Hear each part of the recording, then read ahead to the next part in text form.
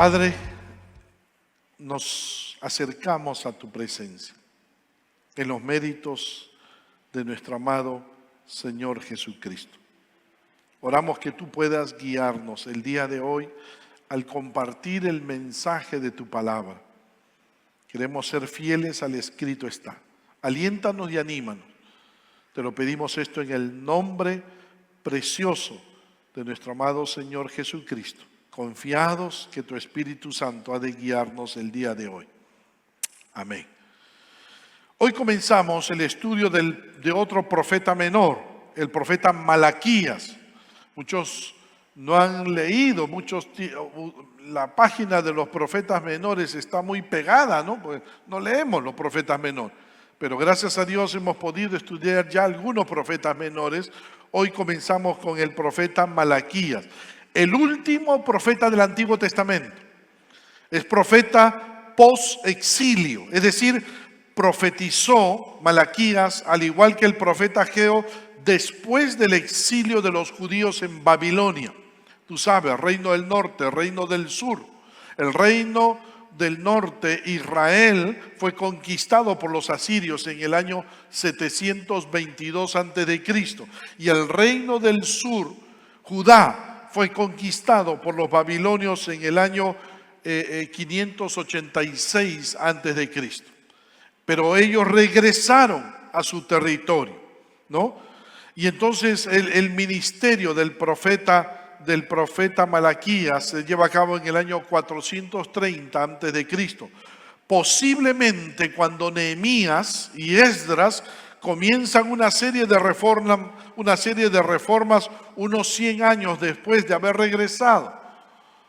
Y cuando las murallas de la ciudad de Jerusalén y el templo ya habían sido reconstruidos. Malaquías es contemporáneo con Nehemías, con Esdras, el sacerdote Esdras. El sacerdocio estaba en funcionamiento y Nehemías era el gobernador. ¿Qué sabemos del profeta Malaquías? Solo lo que nos dice este primer verso, versículo 1. Profecía de la palabra de Jehová contra Israel por medio de Malaquías. El nombre Malaquías en hebreo es mensajero, ángel, enviado. Entonces el nombre no nos dice mucho. Algunos creen que solo es la descripción de una persona, otros creen que es el nombre propio de alguien. No sabemos. Algunos creen que era el nombre del sacerdote Esdras, que había sido enviado, era mensajero de Dios. Pero la mayoría de estudiosos de la Biblia creen que es un nombre propio y que Malaquías existió. ¿Por qué? Porque en el Nuevo Testamento se cita mucho al profeta Malaquías. Entonces se cree que era un nombre propio, era una persona. Ahora, sea un título anónimo o un nombre propio, lo importante aquí es el mensaje que se entrega en este libro. Y el mensaje era, versículo 1, profecía de la palabra de Jehová contra Israel. Profecía en el hebreo es carga. En este libro encontramos una queja, una carga de parte de Dios que se la da a su profeta contra su pueblo Israel. ¿Y quién es Israel aquí? Son los 50,000 judíos que regresaron del exilio. Entre ellos habían de otras tribus, sí, de la tribu de Benjamín, de la tribu de Leví, pero no habían de las otras tribus. Regresaron de Babilonia a Jerusalén. Han pasado aproximadamente 100 años desde el primer regreso. Los 50,000 que regresaron, los primeros 50,000 regresaron con Zorobabel en el año 538. Pero el año que profetiza Malaquías es el 430, 100 años después del regreso. Ya se reconstruyó el templo, se reconstruyeron los muros de la ciudad, pero los habitantes de Jerusalén se sienten decepcionados y están desalentados, están desanimados los habitantes de Jerusalén. La fe se ha vuelto religión, los sacerdotes se volvieron indiferentes y degenerados, los sacrificios se hacían de mala gana, se descuidaron los diezmos, los divorcios eran comunes, los matrimonios en yugo desigual también con vecinos idólatras. El asombro de haber regresado del exilio a su tierra se desvaneció y se hundieron en la rutina religiosa. Es allí que aparece Malaquías, quien trae no un mensaje suyo, sino, dice el versículo 1, palabra de Jehová contra Israel. No es palabra del profeta, es palabra de Dios contra Israel. Dios presentará su queja por medio de preguntas que despertarán nuestra reflexión. No solo porque este mensaje no solo te dirige a ellos, sino también a nosotros que vamos a estudiar este precioso libro. Es el corazón herido de Dios que no puede callar, pero Dios quiere sanar, Dios quiere restaurar. ¿Cuál es el primer tema? El amor inquebrantable de Dios. El primer tema. El amor inquebrantable de Dios. ¿Tienen la figura allí? La primera. El pastor Sergio, ¿dónde está el pastor Sergio? Hay que decirle que incluya también después la figura, esta figura. El amor inquebrantable de Dios. Si hay algo que los creyentes podemos olvidar con el paso del tiempo, es lo grande del amor de Dios. Es fácil que nosotros olvidemos lo fácil, lo grande del amor de Dios. Es una tendencia humana a olvidar la fidelidad de Dios, lo grande de su amor. Lo primero que pensamos es que el amor de Dios es condicional. Si me porto bien, Dios me ama. Si me porto mal, Dios deja de amarme. O que el amor de Dios cambia. Hoy puede amarnos porque estamos bien con Dios, pero mañana dejará de amarnos porque dejamos de hacer algo que le agrade. Al decir esto estamos diciendo que Dios no es inmutable, es decir, que Dios es un Dios que cambia. ¿Por qué solemos olvidarnos del amor de Dios? Te doy 3 razones. 1, cuando pasamos por dificultades.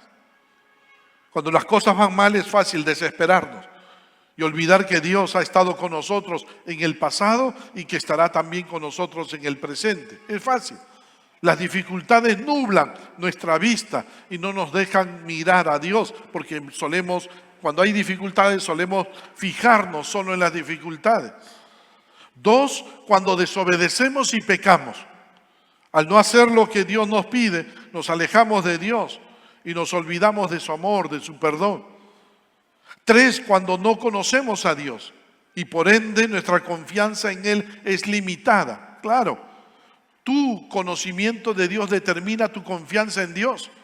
Cuanto menos conoces a una persona, menos confías en esa persona. Y así es con Dios. Menos conoces a Dios, menos vas a confiar en Dios. A veces nos sentimos desesperados, olvidados por Dios, como si a Él no le importara nuestras circunstancias. Eso le pasaba al pueblo judío en tiempos de Malaquías. ¿Qué encontramos en estos primeros 5 versículos? 3 situaciones. 1, lo primero que encontramos, una afirmación de Dios. Lo primero, una afirmación de Dios. La primera gran afirmación de Dios en este libro expresa su actitud o voluntad hacia su pueblo Israel, de parte de Dios. Versículo 2. Yo os he amado, dice Jehová. ¿Notan? Yo os he amado, dice Jehová.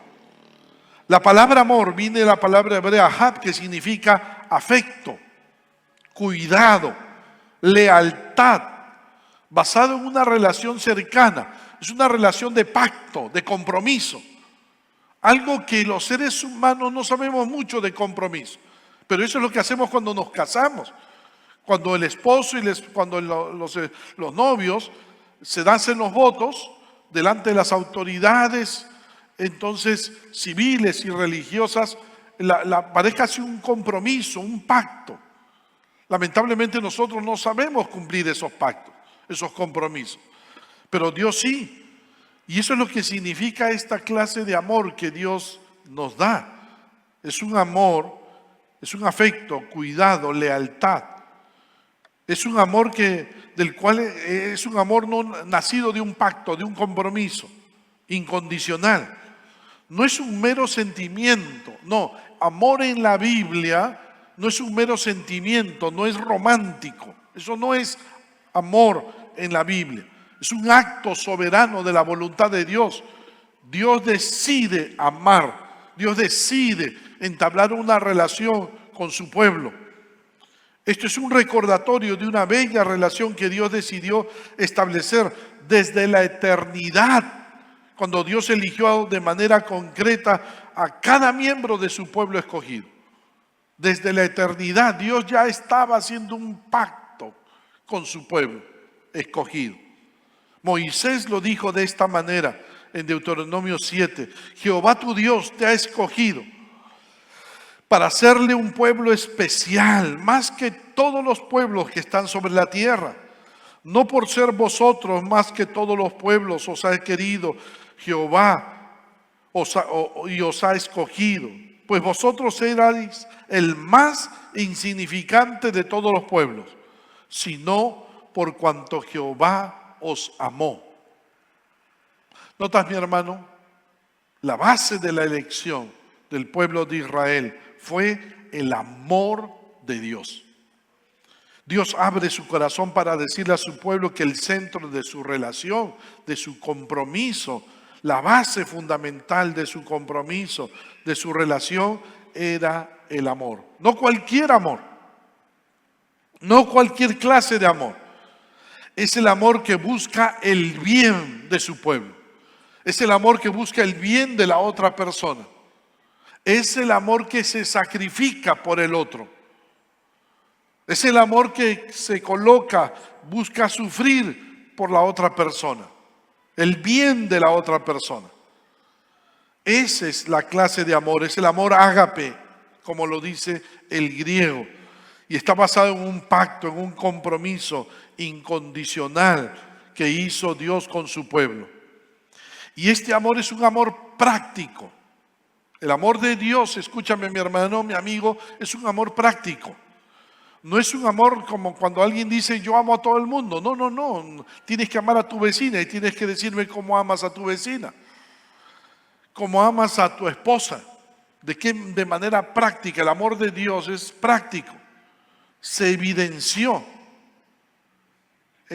Israel solo tenía que recurrir a su historia para recordar el amor de Dios por ellos. Uno, cuando Dios eligió a Abraham, cuando era gentil y idólatra, para darle increíbles promesas a Abraham. Dos, cuando Dios protegió a Abraham de sus errores. Allí estaba mostrando Dios su amor por la nación de Israel. Cuando protegió a Abraham de sus errores. Cuando Dios libró a Israel de la esclavitud de Egipto. Ahí Dios estaba mostrando su amor para con su pueblo. Cuando Dios le dio leyes sabias, los 10 mandamientos para guiarlos en su vida, en su conducta. Cuando Dios los escogió por un amor incondicional, no porque fueran mejores que otros pueblos, sino lo hizo por amor. Cuando les proveyó 6 de todo lo necesario, cuando caminaron por el desierto hacia la tierra prometida, eso era parte del amor de Dios. Los vestidos no se les malograron, los zapatos tampoco. Dios les envió profetas para corregir los graves pecados de su pueblo. También eso es una muestra del amor de Dios para con ellos. 8, Dios es quien los coronaba de favores, misericordias, el que les saciaba de bien. 9, Dios no olvidó a su pueblo ni en el exilio, ni cuando fueron a Babilonia, sino que levantó a su ungido Ciro para liberarlos. 10, Dios regresó a su pueblo, a su tierra en Jerusalén. Solo tenían que recordar esto para recordar que Dios los amaba, que el amor de Dios es práctico. Todo estaba en la mente de los judíos. Todo esto estaba en la mente de los judíos que regresaron de Babilonia y que enfrentaron el reto de restaurar el templo, las murallas y la nación misma. Igual para nosotros. El amor de Dios se ha expresado de manera final, definitiva, en Cristo.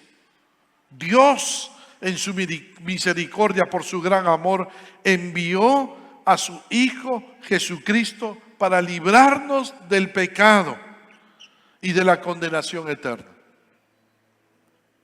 y darnos su Espíritu Santo y hacer de cada uno de nosotros un hijo de Dios. Eso es muestra de su amor para contigo, para conmigo, para contigo, para contigo, para contigo, para conmigo. Dios en Cristo nos da todas las cosas. Por eso el apóstol Pablo escribió en Romanos 8:32, el que no escatimó ni a su propio Hijo, sino que lo entregó por todos nosotros, ¿cómo no nos dará también con Él todas las cosas? Si Dios ha dado a su Hijo para darnos salvación, perdón, ¿cómo no nos va a dar todo lo que necesitamos? El amor de Dios para con su pueblo es grande. ¿Cuántos lo creen? Es grande. No olvides esto, mi hermano, cuando Dios decide amar a alguien, lo hace para siempre. Para siempre. Para toda la eternidad.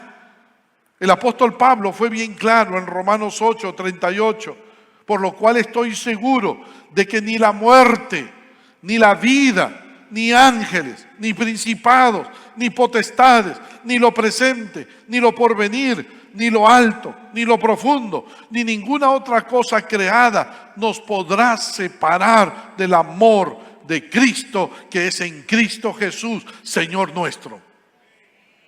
Absolutamente nada. Cuando Dios ama, es para siempre. El amor de Dios es eterno, es inquebrantable. Y este amor está basado en el carácter de Dios. Dios es omnipotente, así que nadie puede impedirle a Él que ame a una persona. Nadie, absolutamente nadie. Dios es omnisciente, Él conoce el pasado, presente y el futuro de todos nosotros. Cuando Dios toma la decisión de amar a alguien por toda la eternidad, lo hará conociendo todo lo que esa persona va a hacer en toda su vida. No habrá algo que esa persona haga que Dios se arrepienta de amarlo. Dios me amó a Fernando sabiendo que yo iba a pecar mañana y pasado mañana.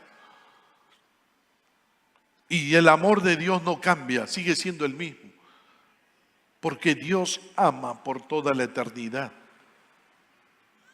Nosotros nos arrepentimos y cambiamos cuando vemos que esa persona no es lo que nosotros esperábamos. Ya no te amo, porque tú no me amas, porque tú no haces las cosas, no te portas bien. No, así se porta, así amamos nosotros. Pero Dios no. Dios no. Dios es inmutable. Dios nos amó conociéndonos, sabiendo que éramos pecadores. Mas Dios muestra su amor para con nosotros, que siendo aún pecadores, Cristo murió por nosotros. Amén. Todo mi pecado, gloria a Dios, todo mi pecado estaba delante de Dios cuando Dios decidió amarme eternamente. Dios nos ama al máximo porque Dios es inmutable. No es que Dios nos ama mucho y después nos ama menos. No. Dios no sufre cambios en su estado de ánimo. No es que a veces Dios está de buen humor y cuando Dios está de buen humor nos ama más. Pero cuando está de mal humor nos ama menos. No. El amor de Dios para con nosotros, sus hijos, es inquebrantable, inmutable todos los días. Y vemos un ejemplo de ello justamente aquí en el Antiguo Testamento, en el libro de Malaquías. Dios amó a su pueblo de forma inquebrantable. El problema nunca es de Dios, sino de nosotros, que no entendemos el amor de Dios. ¿Por qué? Porque por naturaleza nosotros somos egoístas. Y entonces no solemos nosotros entender un amor como el de Dios, que busca el bien del otro. Nosotros por naturaleza solo buscamos nuestro propio bien, pero no el bien de Dios, de los demás. Así es como Dios ama. Dos, la pregunta del pueblo. Lo segundo que encontramos en este pasaje es la pregunta del pueblo. Tú esperarías, si Dios nos dice, yo te amo, tú esperarías que la respuesta del pueblo, Dios, también te amamos nosotros. Pero mira la respuesta del pueblo, versículo 2. ¿En qué nos amaste? ¿En qué nos amaste? Dios, por favor, dinos, demuéstranos en qué nos has amado. La pregunta del pueblo expresa una actitud de queja, quizás hasta de sorpresa, mostrando lo que hay en su corazón. Al recordar el amor de Dios hacia su pueblo, nos asombra la respuesta y hasta percibimos que hay ceguera, ofuscación, molestia, decepción, desánimo en el pueblo. Su incapacidad para reconocer la gracia y la misericordia de Dios es muestra de la dureza de su propio corazón. Sencillamente Dios no estaba cumpliendo con sus expectativas, así que ellos respondieron con un servicio negligente, con un amor indiferente. Es que cuando ellos regresaron, escúchame mi hermano, el problema es la decepción, ¿no? Cuando ellos regresaron hace 100 años atrás a su territorio, después del exilio en Babilonia, ellos tenían expectativas grandes. Y como no se cumplieron, le echaron la culpa a Dios. Dios, no nos amas. Ellos estaban decepcionados. 100 años atrás habían regresado con mucha expectativa. Pensaban que todo sería igual a como estuvieron antes del exilio en Babilonia. Ellos pensaron encontrar una gran nación, pero no una nación que había que reconstruir. Y encima, hay una nación encima de ellas, los persas. Ellos son esclavos de los persas. Los tiempos de esplendor quedaban muy lejos, era solo un recuerdo. Lo que había dado renombre a Israel en otros tiempos, lo que había causado admiración en otros pueblos, ahora es cosa del pasado. No hay las victorias de David, no hay la sabiduría de Salomón. El templo reconstruido no tiene la hermosura del templo de Salomón. Las murallas no los protegen de nada porque están bajo el yugo de Persia. No ven las acciones portentosas de Dios librando a su pueblo de enemigos poderosos, como en tiempos del rey Ezequías, cuando fueron liberados de los asirios. Ya no hay. Ya no hay. Ahora son esclavos.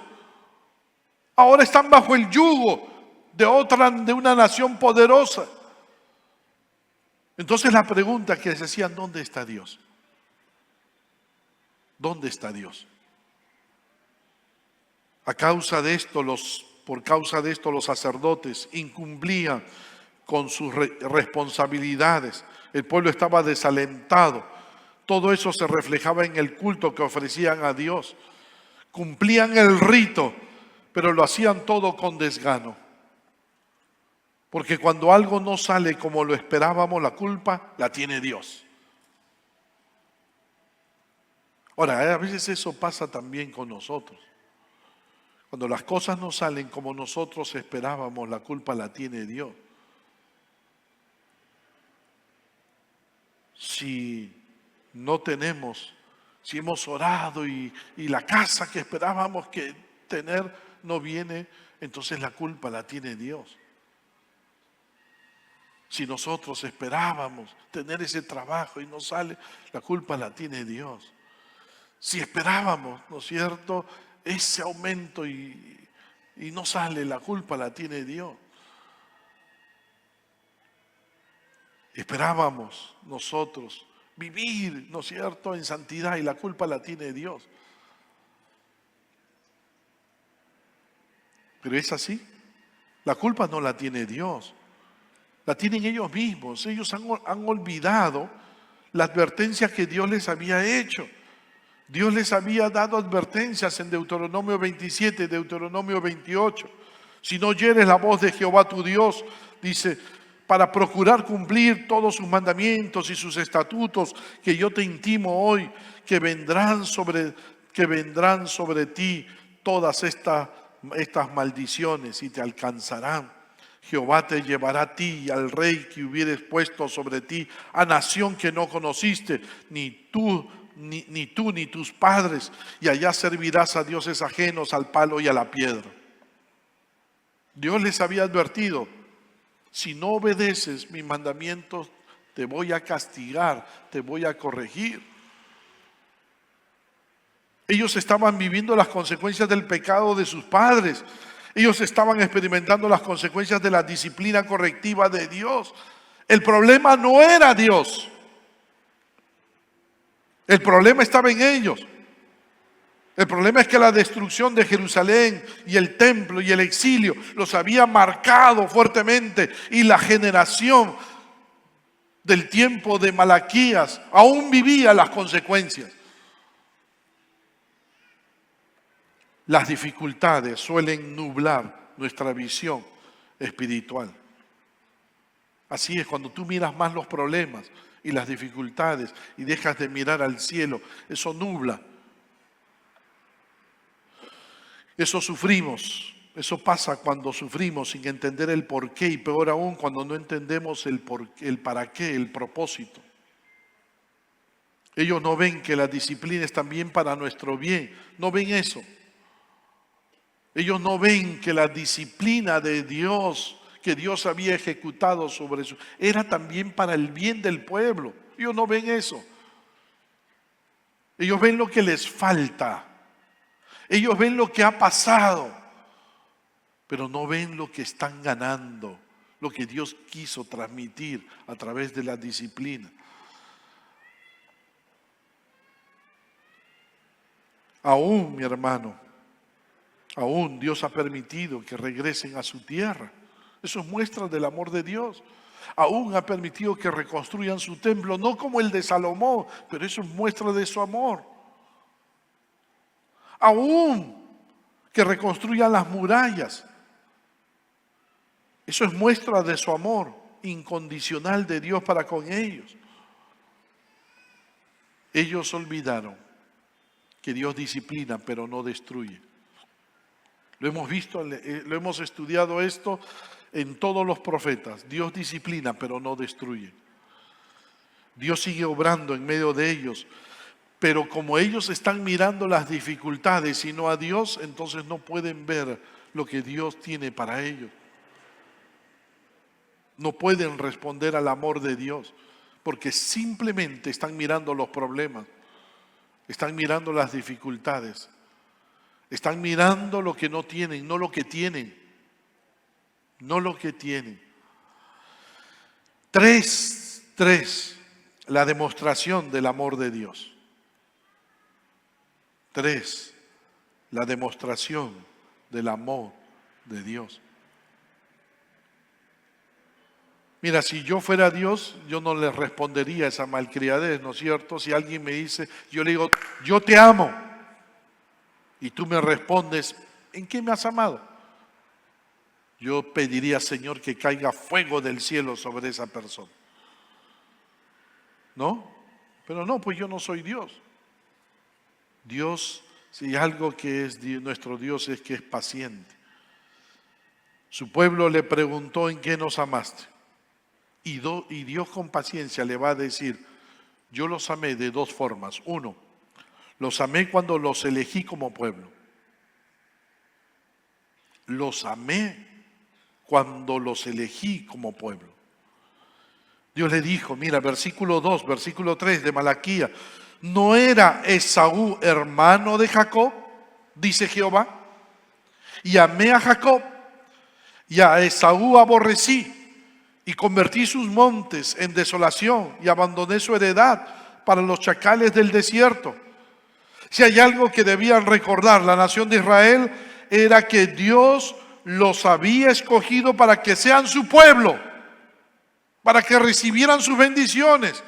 Pudo haber escogido al primogénito, a Esaú. ¿Recuerdas a Esaú y Jacob?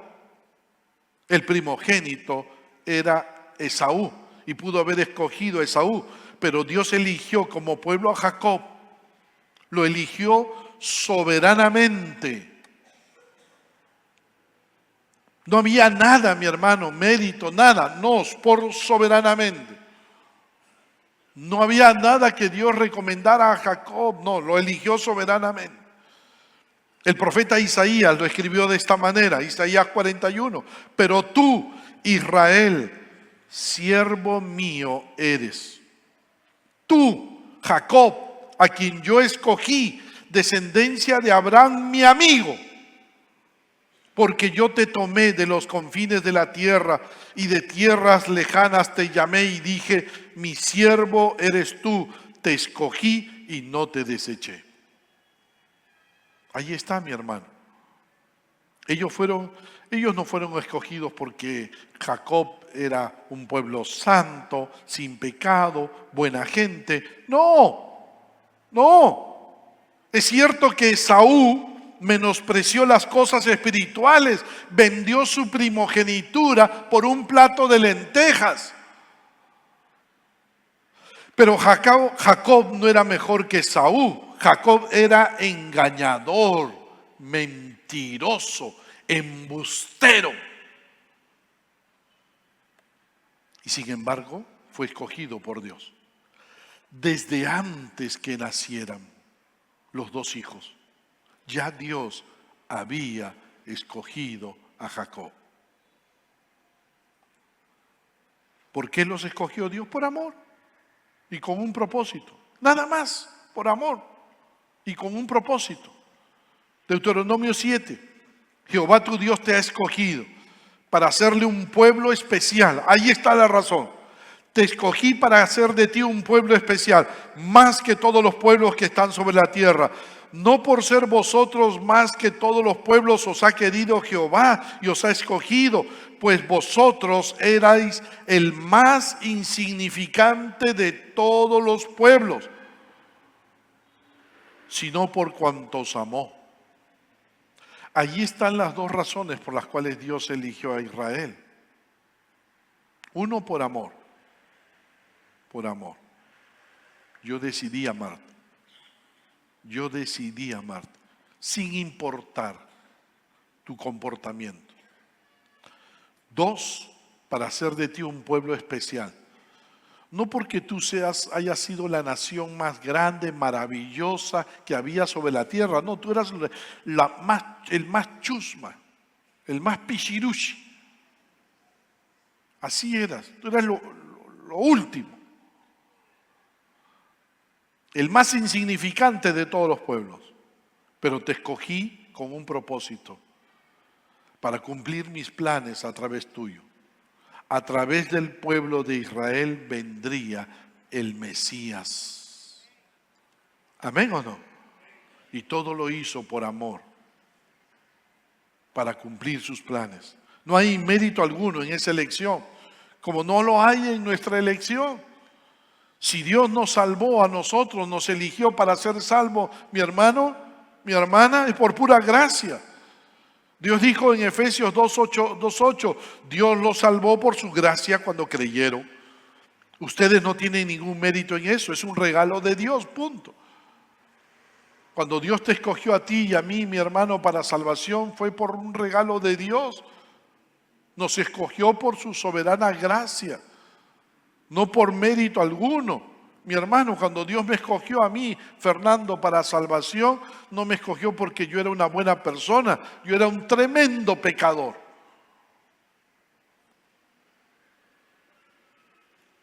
Así que en mi corazón, ¿qué hay? Gratitud. Gratitud. Amor por Dios. Amor por Dios. Porque Dios se fijó en mí, siendo pecador, siendo la persona más vil. Pero Dios se fijó en mí, por amor. Muchos se fijan más en la segunda parte, del texto de Malaquías. A Esaú aborrecí, convertí sus montes en desolación y abandoné su heredad para los chacales del desierto. Y dicen que injusto es Dios que aborrece a otros. No, no, no. Esa palabra aborrecer no es odiar, sino rechazar. Simplemente Dios no escogió a Esaú para sus planes y lo dejó en su propio pecado. Esaú es responsable de su propio pecado. Esaú es responsable de haber rechazado la primogenitura, punto. Y Dios lo dejó en su propia iniquidad. 2, los amó cuando los protegió como pueblo. La segunda razón, dice, ¿tú quieres saber cómo te he amado? Te elegí. Te elegí. De entre los 2 hermanos, yo te elegí a ti. No hay mérito en esa elección, fue soberana y fue por amor, para que cumplas mis planes. Y 2, te he protegido como pueblo. Mira, Dios le dijo, cuando Edom dijere, versículo 4, nos hemos empobrecido, pero volveremos a edificar lo arruinado.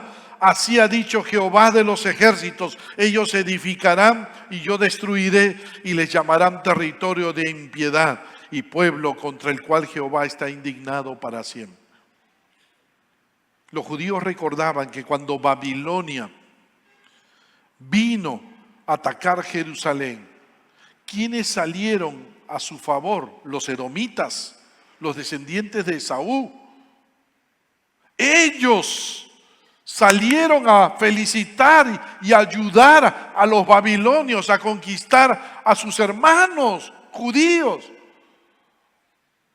Los traicionaron. Pero ellos también, los edomitas, fueron castigados por Dios en el año 582 a.C. Los babilonios conquistaron a los edomitas. Pero algunos de ellos quedaron vivos. Y ese grupo que quedó vivo comenzó a desafiar a Dios. Mira lo que dijeron, versículo 4. Pero volveremos a edificar lo arruinado. Mira, Dios los ha castigado a los edomitas, les ha dado duro. Pero ahora quieren desafiar a Dios.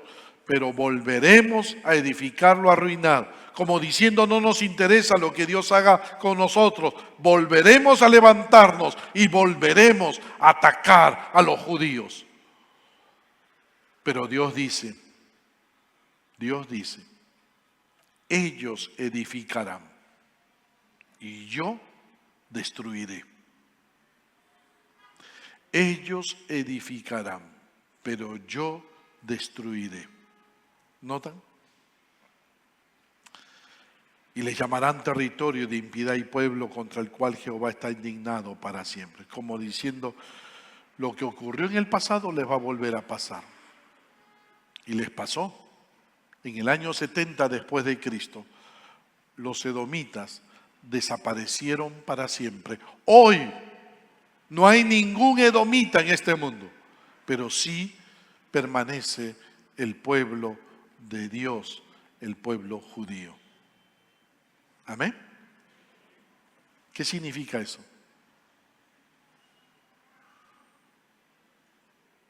¿Qué significa eso? Que Dios, ¿qué cosa? Protege a su pueblo. ¿Amén? ¿Cuántos lo creen? ¿Cuántos lo creen? Dios protege a su pueblo. Yo les he protegido. Edom nunca más les va a volver a hacer daño, los edomitas. Nunca más.